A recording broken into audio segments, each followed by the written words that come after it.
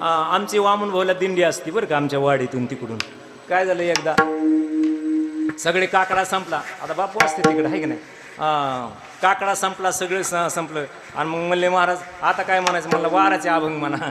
आता वाराचे अभंग म्हणल्यावर त्या दिवशी होता मंगळवार आणि मंगळवार म्हणलं की काय असतं, कोणता अभंग, आईचा जोगवा येईन एखादं गिराईक माझं असं म्हणल्यावर लावला अभंगन. काय चांगला गायक होता माझ्या बरोबर आणि त्याने असं गोड असे चाल म्हणाला. एका बाईने असं केलं महाराज अशी आणि बघ पण माझ्या पाठी.